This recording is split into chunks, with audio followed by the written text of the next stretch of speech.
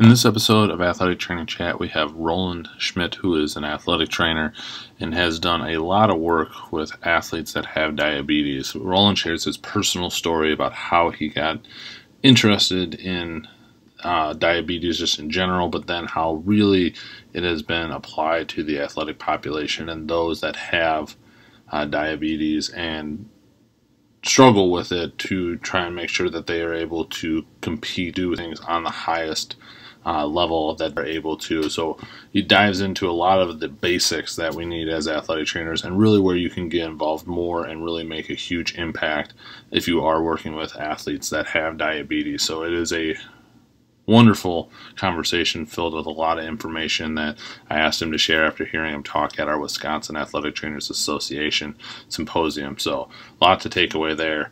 As always, we are powered by Mueller Sports Medicine. We'd like to thank them for everything to help us out and also within the AT profession. Sorry that you get to keep hearing that, but we truly appreciate everything that they do.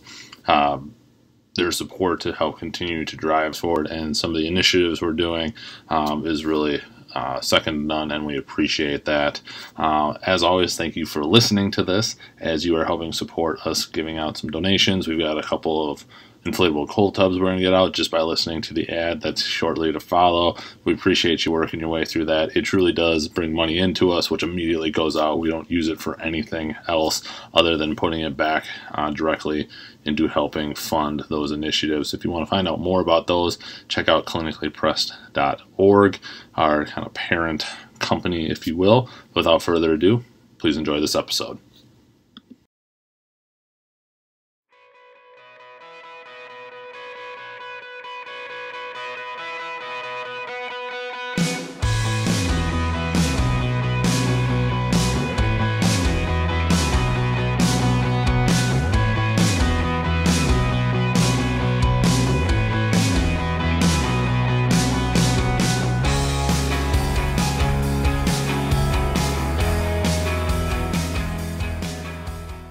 Well, welcome to this episode of Athletic Training Chat. We are on with Roland Schmidt, who is an athletic trainer through Bellin Health in Wisconsin, works out in the secondary setting. But the reason I reached out to Roland is I was able to watch in person a talk that he did at our Wisconsin Athletic Trainers Association annual conference on diabetes in the athletic population. And it was in, I believe, partnership with a dietitian that you work with at Bellin. And it was a really good conversation. I've only personally had experience with one, maybe two athletes that have had diabetes in my career, and one was a student. So we're very much on the outside of helping out in that regard. But it was a really interesting conversation or topic and talk. And so I want to see if Roland would share it with the podcast and kind of go over everything. But before we jump into that,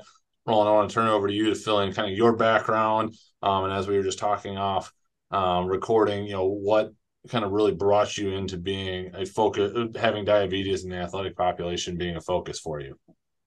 Yeah, well, first and foremost, thanks, Joel, for having us, and appreciate you doing the podcast and allowing athletic trainers to grow and learn in another way. And so, I really appreciate you doing that. So, thanks for hosting this podcast. But yeah, as you said, I do have a background in the secondary school athletic training profession for the last 22 or 23 years now. I've been with Bellin. Before that, I was working down at North Park University in Chicago as the head athletic trainer. And prior to that, I also worked at NovaCare with the U.S. speed skating team, along with a couple high schools as an outreach athletic trainer down there as well, down in the Milwaukee area. Been certified for about 25, 26 years, something like that, whatever the math is now. Been in the business a few years. What really brought me kind of into this role of really researching and really diving into the athletic population with the diabetic management. Kind of the short background on it is our team at Bellin here in Green Bay. We were looking for additional resources for how do we manage that athlete with diabetes? We have quite a few outreach athletic trainers here in Green Bay, and we cover quite a few high schools in the Northeast Wisconsin region. So we always want to do education for our team and for our staff. So one of the things that we wanted to do was the management of diabetes. And as we look back at our schooling, you might have a paragraph or two or three in the old Arnheim book, right? And Sure. that's about all you get. So we wanted to equip our team a little bit better. The NATA did a great job, quite a few years back, I think it was 2007 with the sudden death things that were highlighted. They updated it, I think, in 2012 and went over that. But beyond that, there's not a lot out there for assisting the athletic trainer with managing the athlete with diabetes. So that was the first thing we wanted. Is we wanted to give our team more information. So as we started to dive into that a little bit, we didn't find a lot of resources out there. We're like, okay, well, we need to do some work and we need to help equip our team. And hence the reason I wanted to do the presentation at WATA. So we wanted to equip our team with some tools and some management techniques. So that's kind of the short term of it. From that research, and we can dive into the conversation a bit here, but we built a program that really emphasizes on assisting those athletes with diabetes and help them manage and progress their athletic and activities through the management of the diabetes. Personally, I have family members who grew up with diabetes. So I've been in the diabetic population, if you will, for my entire life. I have an older brother who passed away 26 years ago, 27 years ago now. No, more than that, 29 years ago now. Passed away from diabetes because of complications of diabetes. I have a sister who still manages her diabetes, and through that management of her diabetes and through the trials and tribulations has cardiac issues and had maternal issues as far as being able to have children and everything else. So diabetes can be a pretty devastating illness if not managed properly. And I've seen those firsthand effects. Unfortunately, my brother had to receive a kidney from my mother, as a patient. So was on dialysis and was blind and couldn't see light dark walls. I mean, he couldn't see anything. Diabetic neuropathy, couldn't feel his legs down, from thighs down. He was in rough shape. So I understand what the bad side of diabetes can look like. And I want to help prevent that with any of my student athletes or any of my patients that I'm going to be, working with. I also lost a sister-in-law to diabetes. My wife, was the unfortunate one who ended up finding her in her apartment, after we couldn't contact her for a day. So again, I've seen the negative effects of the diabetes illness and the diabetes platform that's out there. And I want to make sure that we don't have, those types of situations occur with any of the student athletes that I work with. I appreciate you sharing that and getting some of the personal aspects of it all. One thing as we were going, just setting this up, that you brought to my attention and I thought would be a good place for us to start was in how you've been framing it as the athlete with diabetes and not the diabetic athlete. And you brought that to my attention as I had written in, diabetic athlete. Could you just elaborate on why you like to frame it that way and why that's important? Yeah, I think that, you look at any of our athletes, they all want to be an athlete first and foremost, right? So they don't want to be different. My athlete with diabetes doesn't want to be any different either. If I label them, if you will, label them as a diabetic athlete, well, now I'm not just an athlete. I'm an athlete with a condition. And I don't want to be an athlete with a condition as a diabetic athlete, right? I don't want that title. I want to be an athlete, and I just happen to have diabetes. It's no different than my athletes who may have a cardiac condition I need to, be aware of. It's no different than my athlete who has recovered from an ACL, right? They're still an athlete, but it's, we in the athletic training, field will say, oh, it's my ACL athlete. Oh, it's my cardiac patient. It's my cardiac athlete. We can say that within our own conversations. I think that's okay. And I'll probably say it today as we're talking through our podcast today. Sure. But when we're putting it out there for the public to hear and the public to listen to, or when we're talking to our athlete with diabetes, we want to label that, we want to talk to them as an athlete who just happens to have diabetes. So we're not going to treat you differently because of, as an athlete, but we're going to manage your diabetes so you can be a better athlete, so you can be a safer athlete. Right. And that's really why I think it's important to use that nomenclature. And I think it's important to really, not label or classify them as, oh, they're my diabetic athlete. Again, within the athletic training world, closed doors, behind the scenes, we'll probably say those things. But when I'm talking to the coaches, or when I'm talking to the parents, or when I'm talking to the athlete themselves, I'm going to call them an athlete who happens to have diabetes. That makes complete sense, and I appreciate you breaking that down. The first question was, through all this research, did you kind of come across at all as how common it is to, find athletes with diabetes, both just kind of in general and then especially in the secondary setting? Again, just personal experience working a lot of my career so far in the collegiate setting, only one, maybe two that I was aware of. And most of the time, actually, no, definitely two now that I think back to it. One more well managed than the other, that we were just kind of there as a help for the one that was more recently just they had it completely under control and we were just there to kind of lend a hand. But if you wouldn't mind if you'd come across any of that. Yeah, specifically research. No, there's not a lot of research, but again, we have a large staff. Sure. We have 32 athletic trainers and 31 high schools that we work with here and actually that's growing still. But we have quite a few staff and quite a few schools that we work with. Within our staff and within our schools, I would say maybe, and this number fluctuates from year to year to year. Obviously, you've got kids, graduating, whatever, coming Right. in, new freshmen, whatever. But our number fluctuates considerably. If I said 25% of our schools had one or two athletes with diabetes, that would probably be on the high end, right? Okay. 2 years ago, we just recently graduated one of my athletes. 2 years ago, I had three athletes with diabetes at my little small school, Okay. so it was really, it comes and goes as far as, and then I may not see for several years, have an athlete come through my doors with, with the diabetic diagnosis. So, yeah, it's fairly uncommon, if you will, but it's common enough that, if I have a visiting school coming to me, maybe one of the student athletes that is coming to me, I might notice Sure. one of the sensors on their arm or something like that. Like, oh, okay, there's an athlete with diabetes I might need to be aware of, that type of thing. So, Joel, you brought up a great point. In your collegiate career as an athletic trainer, you didn't see many athletes with diabetes, right?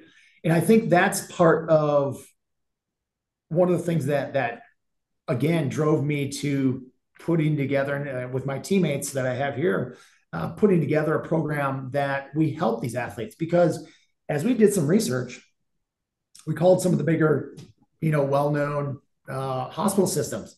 We called some of the children's hospitals and things like that within the state and within the Midwest region. And we didn't find a lot of specific information for management of diabetes for athletes, specifically using that, the competitive athlete. Yep. It was great for somebody with, there was a ton of information on fitness. There was a ton of information on wellness, but nothing specific to here's how you manage diabetes in a football player. Here's how you manage diabetes in a hockey player. Here's how you manage diabetes in a wrestler, or you name it, right? Insert sport here. There was none of that information, or very, very, very little of that information. So in doing that research and in doing some of that background stuff, I reached out to several athletic trainers at universities and high schools around the state, some of our bigger D1 universities within the state. And I talked to some of the sports med directors and I said, hey, what are you guys doing at the nutrition table for your athletes with diabetes? What are you guys doing for prepping your athletic training staff for the management of diabetes with your staff. And he kind of paused for a few minutes and he goes, it's unfortunate, but we don't see many athletes at the D1 level. Right. And we kind of had this conversation. So why is that? He goes, for a couple of reasons. And it was an aha moment for me. It was for a couple of reasons. One being that these kids that are trying to manage their diabetes don't have the tools, and they don't have the information, and they don't have the support to manage their diabetes effectively. Thus, their performance struggles. Right. Thus, they hate being out for the sport because every time they go practice hard, their blood sugar crashes and they feel like crap. Well, if I do that 5 days a week, I don't want to, that doesn't sound like any fun to me. Sure. Right. So you quit your sport. So these kids are sometimes quitting before they even get to college or even before they finish their high school careers. And then secondly, they may not be performing at a level that gets them to a collegiate level. There's very few collegiate professional athletes with diabetes. Yes, you can find them, right? They're out there. Our center fielder from the Brewers, is a perfect example of that. There's NASCAR drivers that, are promoting diabetic supplies and things like that because they're also diabetic. But they're out there, but there's not a lot of them, right? Sure. And you got the D1 level, the D2, D3 level. There's not a lot of athletes at those levels because they quit or they can't perform at a level that they want to be able to perform at. Yeah, that makes a lot of sense. ATs are, especially at the secondary setting, are tasked with everything and have a lot of knowledge that, that's a common theme within the profession, mile wide, inch deep, whatever you want to go with it. What would you say are some of the key points that ATs would need to know when it comes to working with an athlete with diabetes? As you kind of referenced before, whether it's a couple paragraphs in Arnheim or that lecture from your gen med, class that you took, that, unless you've had a lot of experience, you may not have dug into it. Do you have kind of the key points that you would drive people to? Yeah, I think first and foremost is identifying who those athletes are. That's first and foremost, right? We need to know medical background on all of our athletes. And Sure. Again, diabetes is no different. So knowing the medical history and the background of all of our athletes is important.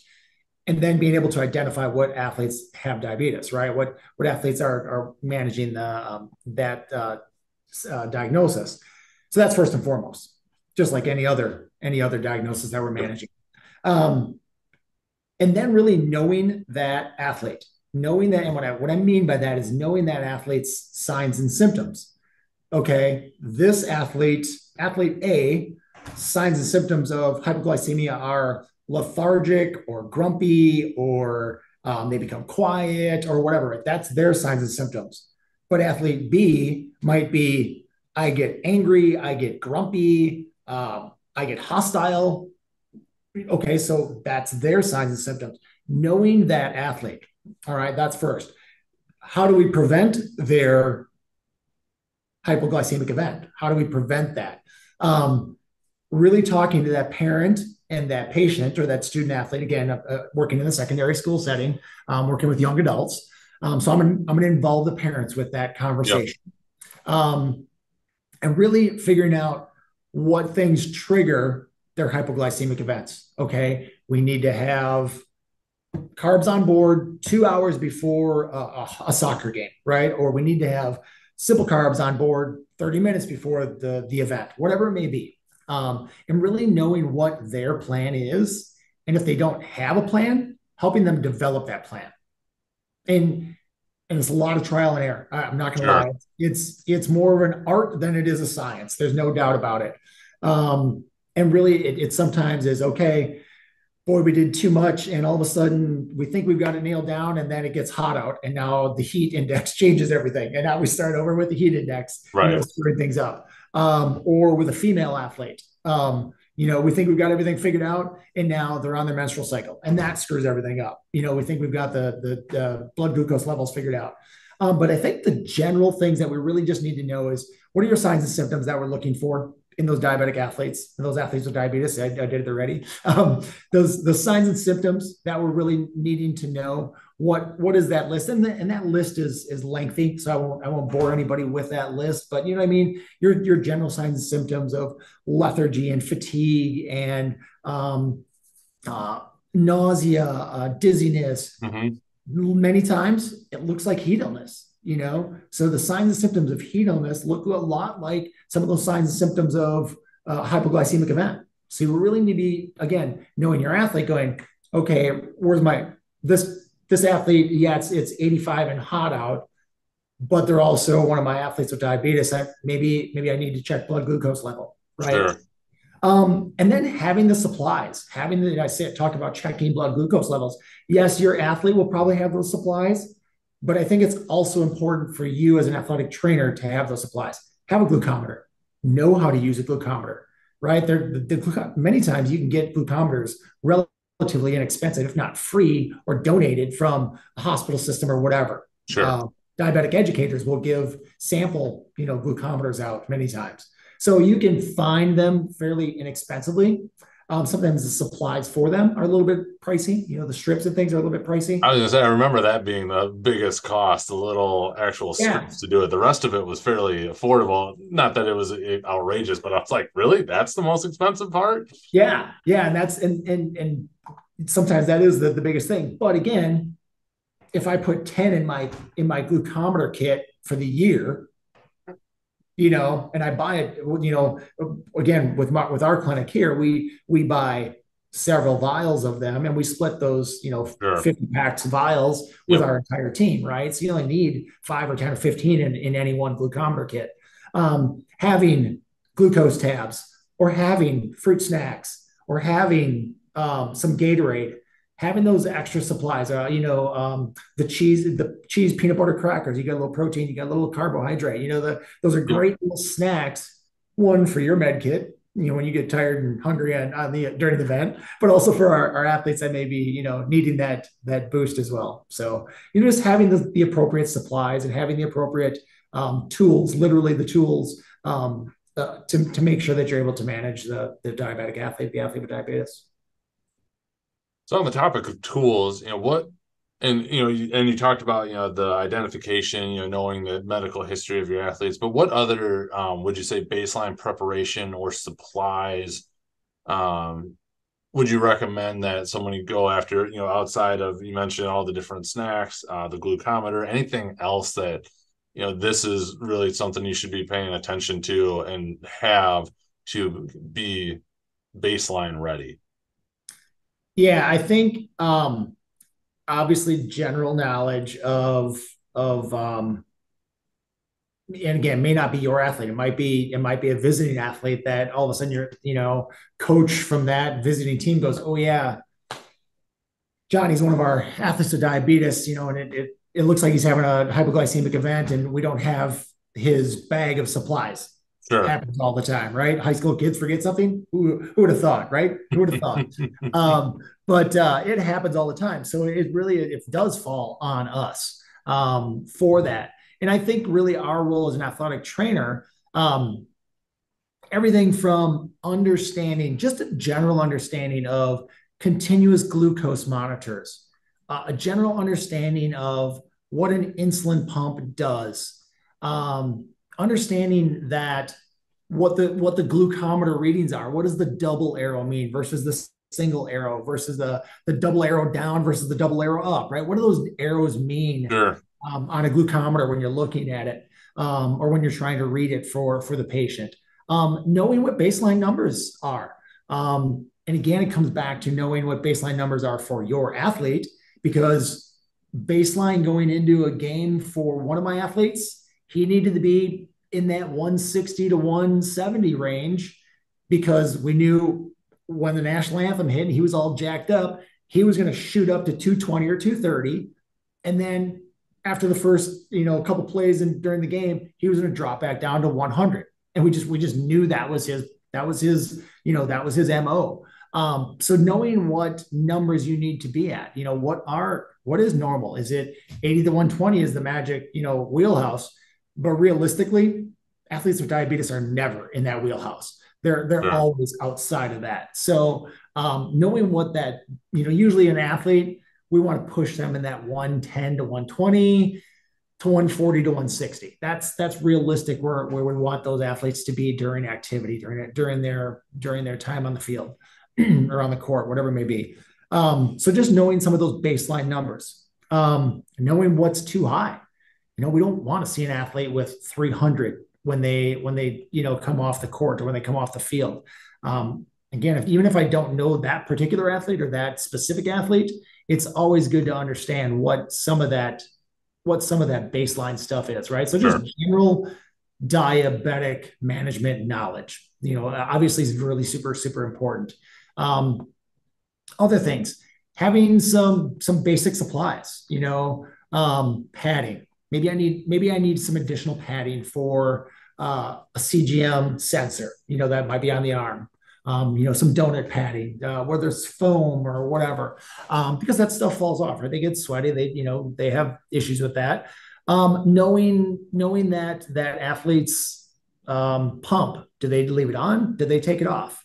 Where do they put it? Do they put it on at halftime and bolus some insulin and shoot some insulin at halftime? What do they do? What is their plan?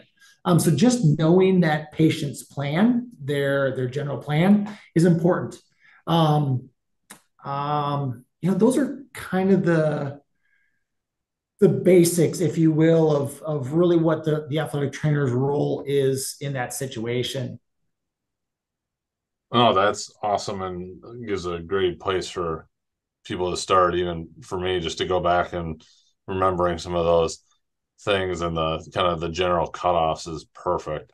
Yeah, yeah, and some other things too, Joel. Just from an example standpoint, the things that I keep in my med kit, I have at least one extra Gatorade. I usually keep one for me and one for my student athlete. I usually keep some of those.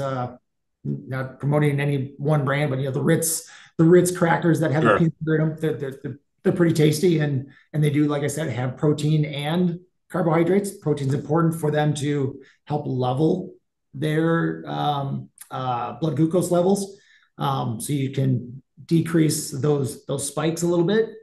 So that's nice. I keep the glucose tabs in my kit as well. I'll keep some sort of fruit snack. I always keep a couple fruit snacks in there.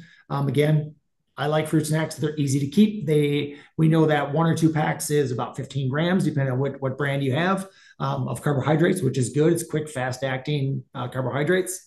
And then I'll also keep like a Gatorade, excuse me, a granola bar of some sort, um, Sure. whether that's a Nature Valley or a chewy granola or whatever. Something with a little longer, a little more complex carb with the Sure. obviously the grains in it, Yep. Yep.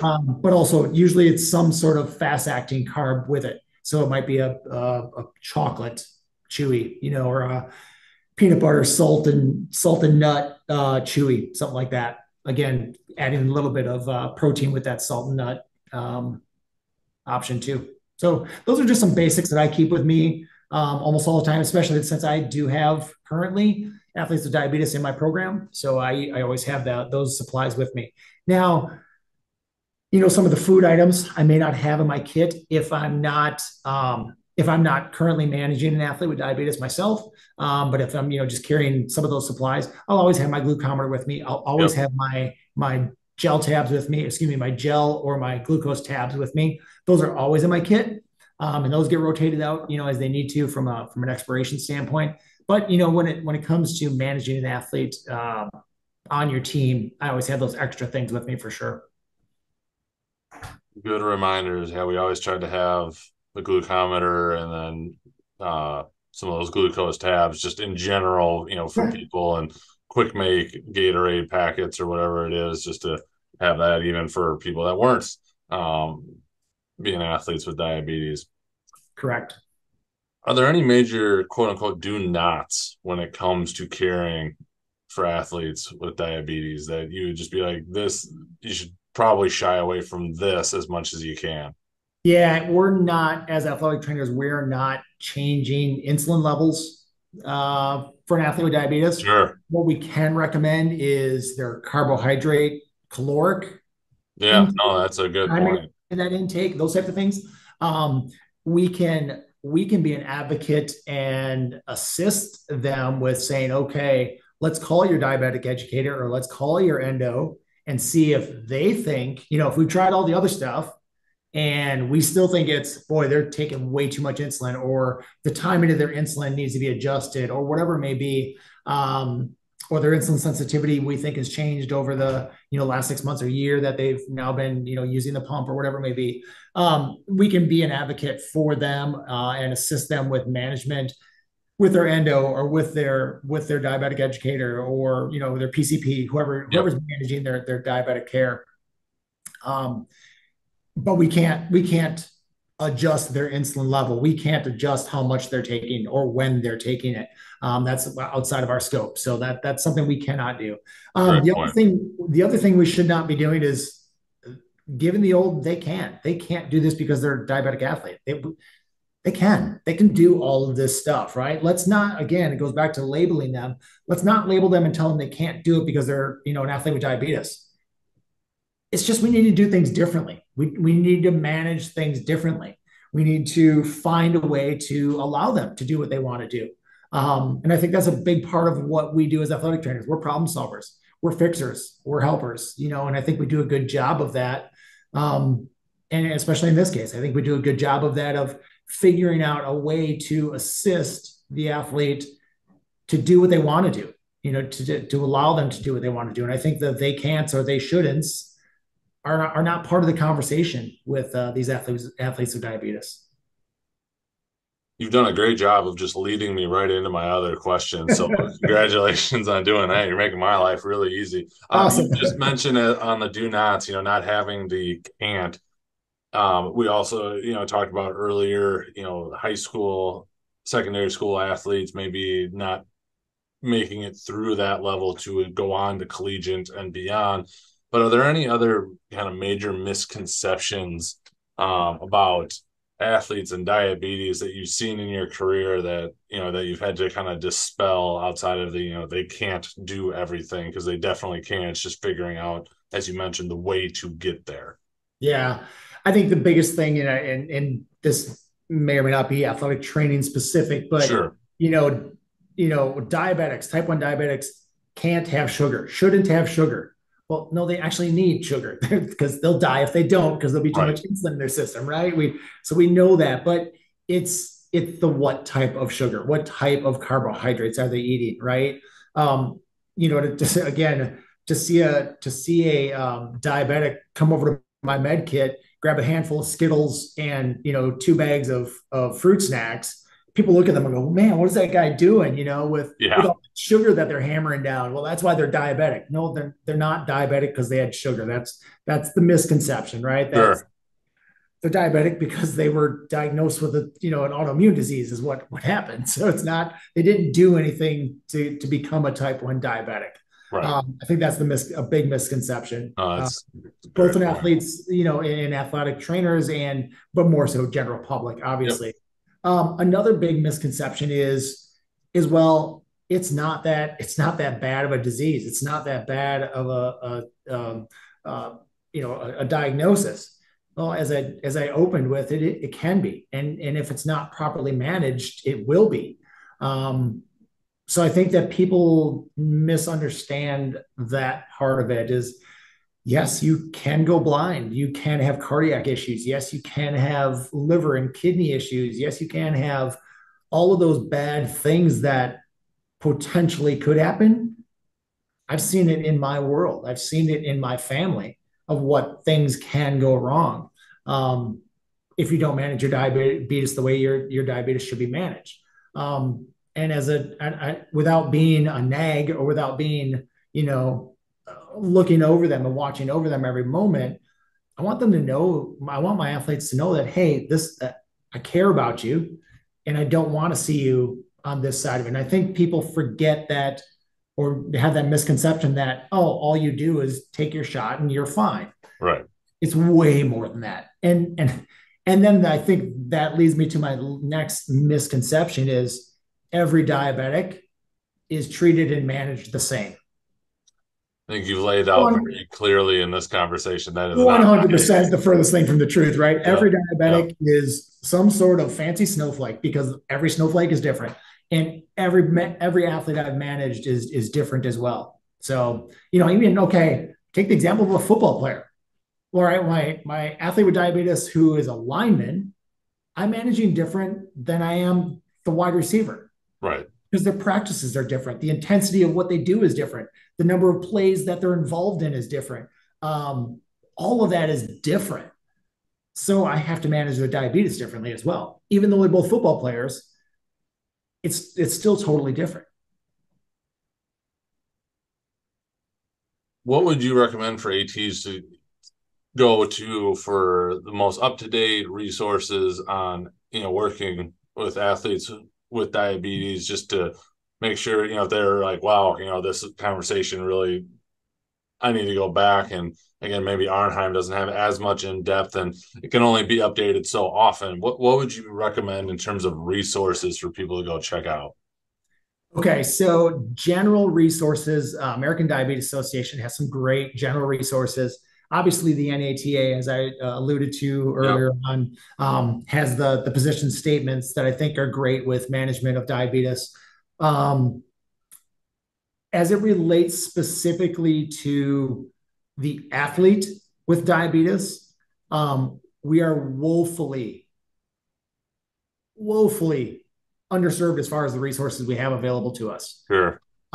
Again, which is the reason we started the program here at Bellin, specifically to address that need. As we tried to research, again, as I said, we looked at other healthcare systems. We looked at children's hospitals around the country. We looked at some of the big heavy hitter, research hospitals. There's very little information for athletes with diabetes and competitive athletes, or even just that step up from our fitness buff, right? Sure. Sure. Maybe it's somebody who wants to run weekend 5K, 10K, half marathon marathons. There is little information, very little information, none to be honest, out there for that. So if we've got athletic trainers listening to this who want to do some research, we've got a hot research topic for you, and There you that's go. how to find out some key trends that we can use. Anytime you go on and look at general information regarding the management of diabetes with activity, you get kind of the same general phrasing. And perfect example of that is my colleague on our diabetes team is a physical therapist. She was diagnosed as a type 1 diabetic when she was going through postpartum with her child. A very active runner, very high level activity, hot yoga, the whole 9 yards, right? She did everything. And when she was trying to get back to those things, and this is a physical therapist, right? A very well educated, Sure. in tune with the medical community person. Um, she was trying to find information about how to return to athletics, and she couldn't find that information. She's given the pamphlet on how to return to walking. Well, no, that's not what she wants. She wants to be a high level athlete. And she wants to be competitive in triathlons and all those fun things that she used to do pre-pregnancy and pre-diagnosis of her type 1 diabetes. Um, and there was none of that available to her. She was, like I said, she was given the pamphlet on how to return to walk, because exercise is good for you. Well, yeah, exercise is good for you right up to the point where your blood glucose level drops so far that it kills you. So that's what some of these athletes are looking for. They're looking for high level information or a high level, return to sport or high level activity, and we don't have those resources available to us. So again, somebody out there wants to help us with that research, more power to you. We would love to see some of that newest, latest, greatest data specifically for our athletes. That's a good call to action out there. You bet. Uh, Absolutely. we've covered a lot. Anything else around diabetes in athletes that you wanted to touch on before we jump into the AT chat questions? No, I think that, if there's one thing that I would ask again, it's in addition to this call to action, is that athletic trainers become, we're great at being an advocate for our student athletes. We're great at being an advocate for our patients. Um, Use this as an opportunity as well to educate yourself a little bit more about being a better advocate for your student athlete with diabetes. As I opened up with, they don't want to be any different. They don't want to miss practice. They don't want to step out of, 2-a-days. They don't want to miss sprints, but their teammates may see it as, oh, he's just trying to skip practice. He's trying to do this. He's trying to do that. And they don't want to do that, right? They don't want to be different. So help them not be different. Help them manage their diabetes pre-practice. Help them manage their diabetes post-practice. Be involved in their care. Be an advocate for them outside of the 30 minutes, 1 hour, 2 hours, whatever that we see them in a day. Be an advocate to them outside of that time.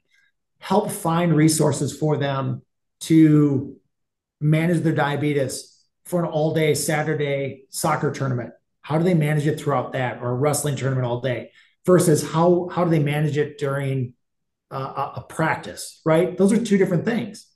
And we need to help them with that. The athletic training community is a very connected community, and I'm sure we'll share, my information as well. Reach out. I'm more than happy to share, some of the slides that we put together for our WATA presentation. I'm more than happy to talk to somebody about, boy, I've got this 15-year-old kid who I just don't know what to do with. I'm happy to talk through some of those things. But yeah, I mean, we have a super, super well-connected community within the athletic training world. Reach out to your peers, reach out to your mentors, reach out to those. And I think that's part of some of the resources that, excuse me, were super helpful in assisting with putting this program together. What things worked for you? What things didn't work for you? What athlete did you, hey, I remember you had this athlete 2 years ago. What did you guys do? What tips and tricks did you have for management of that diabetic athlete? That athlete with diabetes. Yeah, I did this. I did that. Oh, I had peanut butter crackers instead of granola bars. Oh, okay, I'll try that instead. Oh, we had string cheese in the locker room, in the coach's cooler before to help them, level off their protein levels or their blood glucose levels by putting some protein on board. So be resourceful, be an advocate for your student athlete. Reach out to the resources that you have available to you within the athletic training community. I think there's people out there that want to help, and there's people that are, really willing to help. So, be an advocate for your student athletes. Absolutely. Well said. Um, Going into the AT chat questions then. First one is, where do you see athletic training going in the next 5 to 10 years? Yes, as in prep for this, I kind of, was reviewing this, and I I'm an advocate for the athletic training profession through and through, man. I've been doing this for a gazillion years, and I really love being a mentor for our new young professionals. I love being a preceptor for the athletic trainers going through the master's program right now. And I think what we need to do, and what I'm hoping that I see in the next 5 years, is that mentorship and that growth of some of our mentorship programs grows and continues to grow. Because I think where the young professionals that I'm seeing come out are way smarter than me. They're way smarter than me. I mean, book smart, man. They'll crush me on any education data testing that we do. I can guarantee it. But it's some of the soft skills. I think it's some of the soft skills that we want to continue to mentor some of our young professionals on. I heard the podcast you did with my colleague Mark Hewson about relationships. Yep. I think it's developing those relationships, and the more we can do those things, I think that's what I see within the next 5 to 10 years. Hopefully, is that return to some of those relationship building and some of that mentor building programs that we have. Love it. Speaking of young athletic trainers, if you could go back and give yourself some advice as a young athletic trainer, what would it be? And if you could set kind of when that would you go back to, that'd be great. Ooh, there's a lot I would have potentially done differently, right? No, I think trusting myself sooner would have been part of it, right? Trusting myself, trusting my skill set, trusting my knowledge, trusting my training. would have been part of it. Trusting myself sooner would be a part of that. Be confident in the things that you've been taught, because again, our young professionals currently are crushing it. They're doing a great job, and I have no doubt that their knowledge base and their skill level is far superior than what mine was, coming out of school. I think advocating for yourself Yeah, sooner. The athletic training profession needs to grow financially, right? We all know that our pocketbooks have been beat up for a long time. And I think sure. advocating for your financial well being is important. That goes back to some of that, the where do I see the athletic training profession in 5 to 10 years? I hope that in 5 to 10 years, we see financial growth for our athletic trainers. I hope that we see continued value for our athletic trainers. And I think being an advocate, not just to your peers or to your AD or to your patients that you're serving at the secondary school or at the college level, wherever it may be, but anytime you get an opportunity to speak about athletic trainers, do it. Let's promote the profession. I think every athletic trainer needs to promote the profession more. And I don't care if you're first year out of school, if you're, still in your master's program, or you've been serving the profession for 25 years. I think we all need to do a better job of promoting the profession. So again, it goes back to a thank you to you, Joel, for doing things like this and promoting our profession. I think it's important that we all do that. When we have opportunities, when we're doing education days, call the media, call your local media, get them involved, let them see what training and skill For sure. level our athletic trainers have on the stuff that we prepare for on a daily basis. We recently did that, and it was really blown away at how much the media really appreciated being invited to that thing, those types of things, to really help promote it. So I think I would have, as a young athletic trainer, I would have hoped that somebody would have said, hey, you should share that story. You should share that story, because I think we need to, that's the only way we're going to promote our profession. I like that. What has been the most influential resource you have found in your career? Peers, 100%. The Kind people of had that, a guess you might be going there.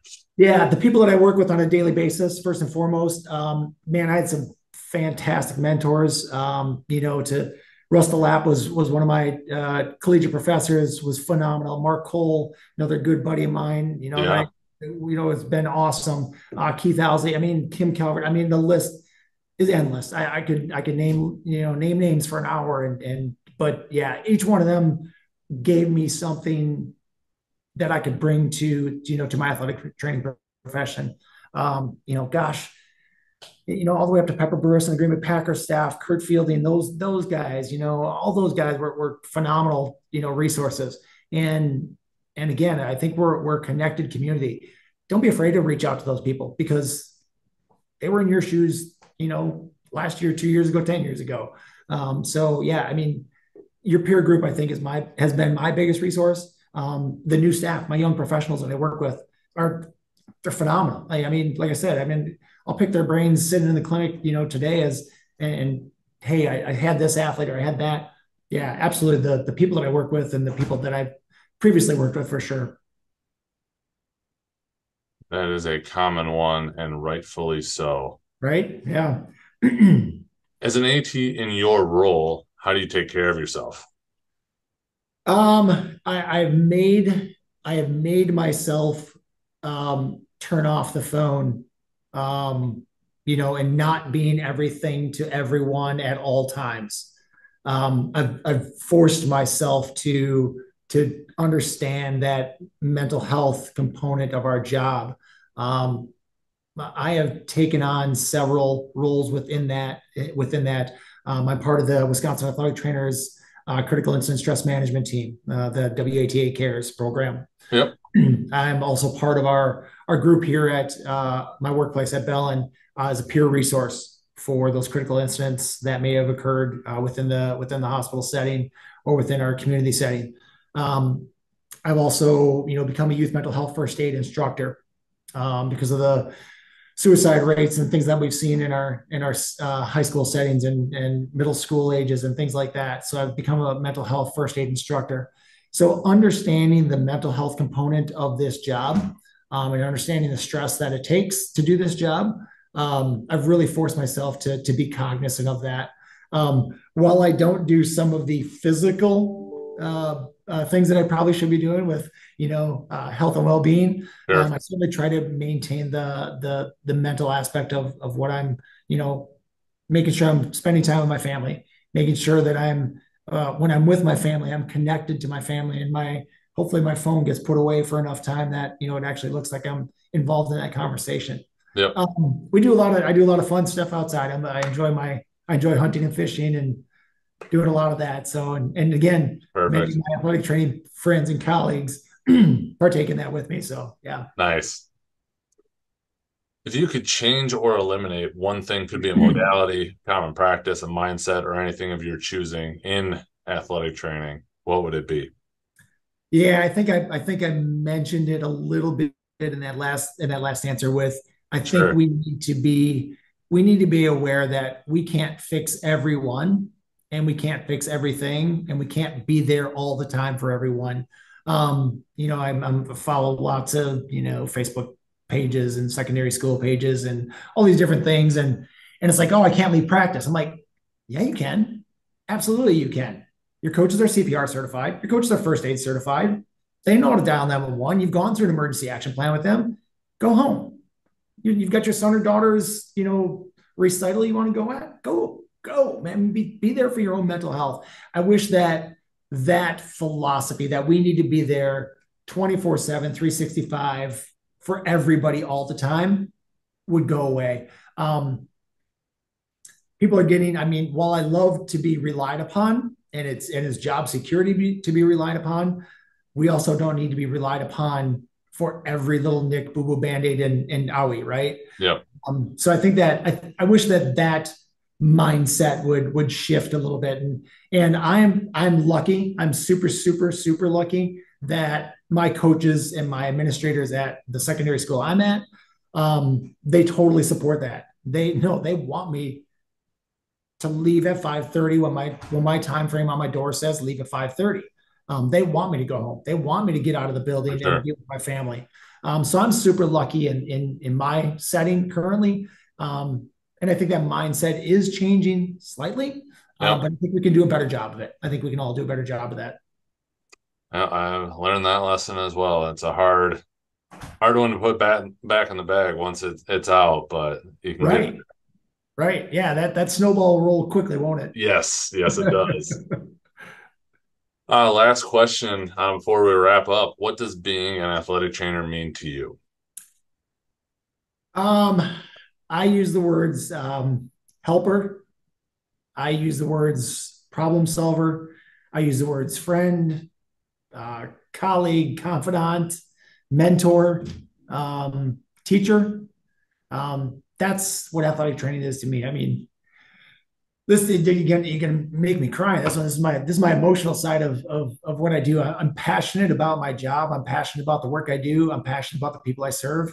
I think that's me as an athletic trainer. Passion is what drives a lot of what I do. Passion drives, programs like Athletes with Diabetes program that I helped start, right?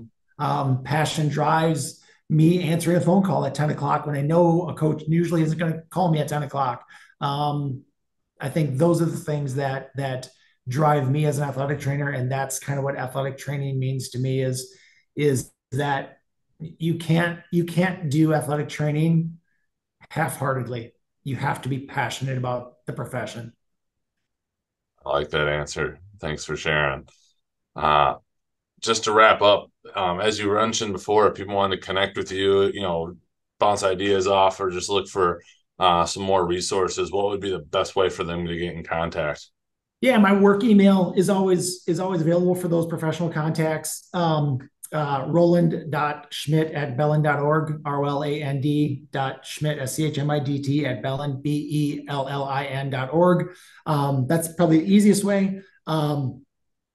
I do, follow a lot of the secondary school Facebook pages. You can find me on there. I am on Facebook, so if they want to privately message me about something, Sure. it's something personal. They've got a question about that, start with my professional email and I'll, reach out and we'll we'll communicate accordingly. With our diabetes program, we do have our diabetes program, to put a shameless plug out there, if you don't mind. Yeah, with Not our at all. athlete with diabetes program that we do have at Bellin here. If you do have athletes that you're struggling with, or like, man, I think this kid could do something big, or man, this kid is newly diagnosed and they're just not sure how to manage it. They're not sure what, carbohydrates to eat or proteins to eat, or when they should be working out. Feel free to look us up on our Bellin website. Just type in, bellin.org. You can look for athletes with diabetes. It'll link you right to it. And then there's information on there how to get in contact with us. So, but again, Awesome. reach out to me directly as the director of the program. I'm one of the directors of the program. So yeah, reach out to me directly via email, and I'll get you hooked up with that program too. So Perfect. Well, we'll link all that up as we tie everything together for the episode page. So I really appreciate you taking the time to kind of redo your talk at our state meeting. It was a great refresher again, even for me. If people are interested in that, reach out to them. It was a wealth of information, well beyond what we covered just in this conversation, talking about the different kinds of insulin pumps and the different types of glucometers. It was very in depth, but if you need to get to that place, it's a really good place to start. So I'd recommend reaching out to Roland. But I just wanted to say thank you again, and look forward to running into you again at some point across the state. sounds good, Jill. I do appreciate your time, and I do appreciate you doing these podcasts. So thanks again for having me. Of course. Thank you for listening to this episode of Athletic Training Chat with guest Roland Schmidt on working with athletes that have diabetes. We hope you took a lot away from it in terms of just what you need, some major do's, some major don'ts, and what role you can play as an athletic trainer to help these athletes thrive at what they do and help achieve their goals. It's super critical. So thank you for checking that out. Check out Mueller with the Revive. We got to mess around with it a little bit at NATA. They are awesome. I've used other ones in the past, and the thought process and the science behind all of what they've done with Revive really does make the difference. So in terms of cost, they're right there, if not more affordable than some of the other ones that are out there. So really think it's worth checking out. Thank you again for just your support of the podcast. If you want to be on, we want to hear your story, so please reach out to us, or I'm sure somehow we might connect you on social media or otherwise. We truly appreciate it, and we love keeping you on. Thank you again, and we will talk to you guys next episode.